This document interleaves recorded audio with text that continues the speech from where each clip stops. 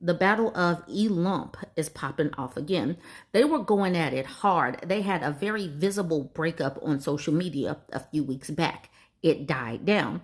With the passage of this big, beautiful BS of a bill, it's heated up again. The rhetoric between the two, the taco felon and the dusty baby daddy, it's on and popping again, and we're going to get into it. Elon Musk is ripping into this bill again. Are you concerned that Republicans are going to be swayed by Musk and his money? No, I don't think so. I think what's going to happen is Doge is going to look at Musk.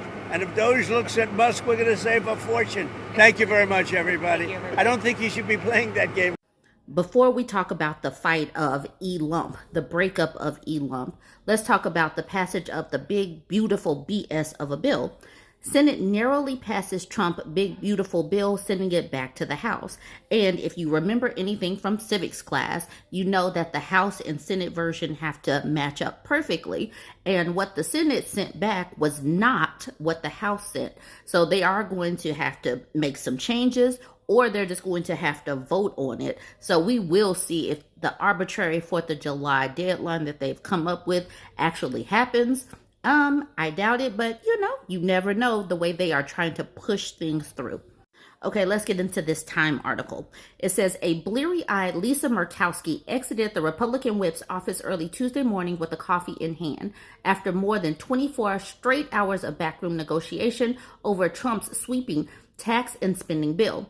It's in the hands of the people that operate the copy machine, the Alaska senator quipped, signaling that she planned to flip her vote and deliver the final commitment GOP leaders needed to secure passage.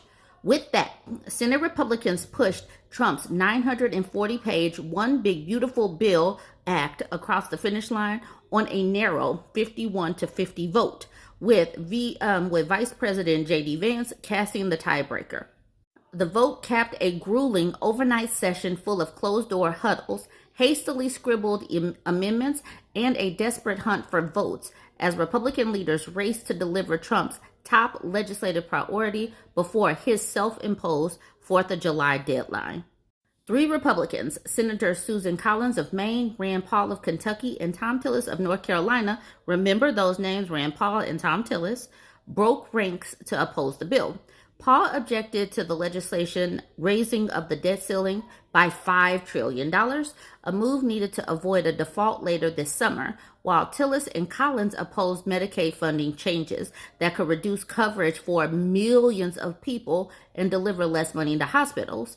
Republican leaders could not spare any more defections. Murkowski emerged as the crucial swing vote, holding out for changes that would delay food stamp cuts for states with high error rates like Alaska, preserve some clean energy tax incentives, and expand rural health funding. After tense negotiations, Senate Republicans agreed to delay certain SNAP provisions, remove an excise tax on wind and solar products, and double a rural hospital fund to $50 billion, concessions that cleared the way for her to support the bill. This is probably the most difficult and agonizing legislative 24-hour period I've encountered, Murkowski said. Still, she made clear that her support was reluctant and urged House Republicans to revise the legislation further, kill it, and the provisions that are going to be very helpful for economic development in my state would no longer be available. So she got some concessions, but no other state got concessions because they really needed her to be a yes. Down here at the bottom, she admits that this bill needs some work, in her opinion. Senator Murkowski, people are calling you a sellout for voting yes. What? People are calling you a sellout for getting protections for only Alaska. Sellout? Listen, I fought for the people of Alaska. I saw the writing on the wall. I knew what was going to happen, and I fought. I was voted in to protect the people of Alaska.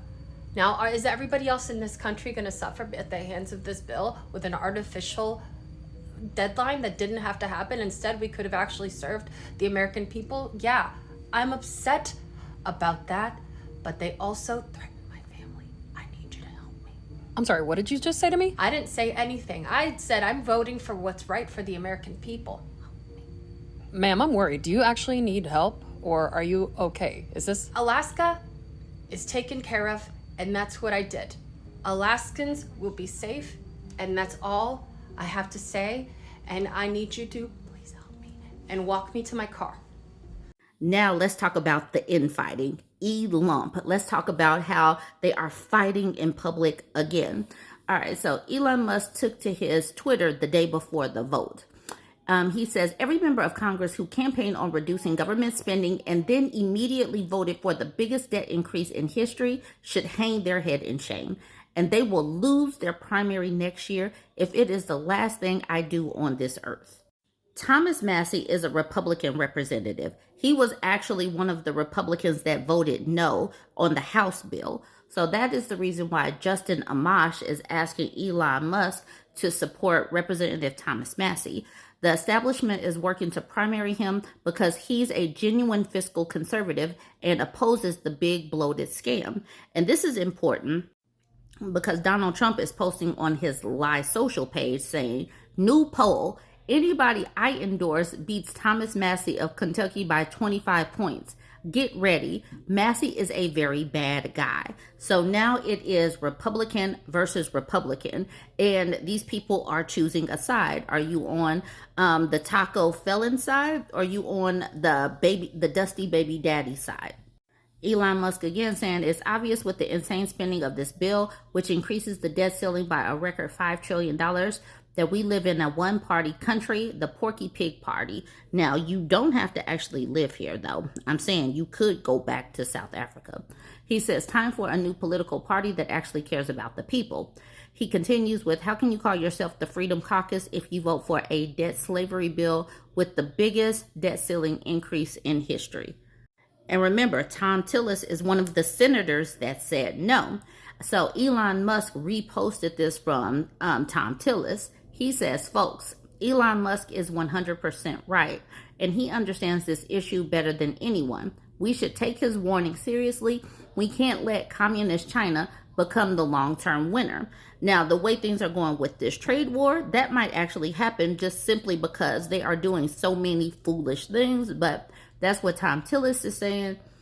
And Tom Tillis is reposting this from Elon Musk saying, a massive strategic error is being made right now to damage solar/battery that will leave America extremely vulnerable in the future, because that is one of the things that they are stripping away. Rand Paul was another one of the no's, and remember, he had an issue with the $5 trillion debt ceiling, and to that, Elon Musk says 100. Rand Paul's daddy, says again, Elon Musk's silence is broken due to the big, beautiful bankruptcy bill. And you see Elon Musk is reposting that. Now let's go over to Donald Trump's Lie Social page. This is an actual commercial or an ad. He is selling fragrances with his name. He does not care about making money as a president because he knows that Congress and the Supreme Court aren't going to check him. He knows that there is absolutely no checks and balances. So this is on his Lie Social page saying, Trump fragrances are here. They're called Victory 4547 because they're all about winning, strength, and success for men and women. Get yourself a bottle and don't forget to get one for your loved ones too. Enjoy, have fun, and keep winning. And then he puts his website. He is literally selling things and making money for himself as a president. Now we have Donald Trump talking about Elon Musk, saying Elon Musk knew long before he so strongly endorsed me for president that I was strongly against the EV mandate. It is ridiculous, and he was always a major part of my campaign. Electric cars are fine, but not everyone should be forced to own one. Elon may get more subsidy than any human being in history by far, and without subsidies, Elon probably would have to close up shop and head back home to South Africa. No more rocket launches, satellites, or electric car production, and our country would save a fortune. Perhaps we should have Doge take a good hard look at this. Big money to be saved. And that is so true. Elon Musk talks so much about saving money, but Elon Musk gets millions of dollars a day through taxpayers. Why can't we pull some of that money back and use that to fund Medicaid for seniors, for veterans, etc.? And I have absolutely no issue if Donald Trump and ICE were to gather up Elon Musk and his army of randomly named children and send them to South Africa. And keep in mind, I'm going to remind us all, this is Republican versus Republican. There are no Democrats involved in the crafting of this bill or any of this mess. So Donald Trump still on his live social page. Almost all of our great Republicans in the United States Senate have passed our one big beautiful bill. It is no longer a House bill or a Senate bill. It's everyone's bill. There's so much to be proud of, and everyone got a major policy win. But the biggest winner of them all will be the American people, who will have permanently lower taxes, higher wages and take-home pay, secure borders, and a stronger and more powerful military. Additionally, Medicaid, Medicare, and Social Security benefits are not being cut, but are being strengthened and protected from the radical and destructive Democrats by eliminating waste, fraud, and abuse from those programs.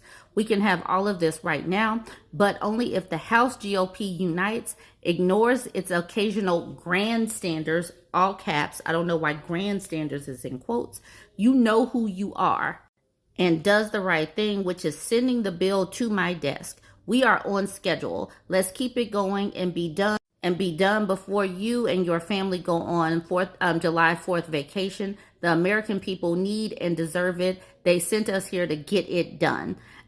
So as you can see, Trump just wants the House to vote on it as is, not make any changes so he can sign the law before the 4th of July.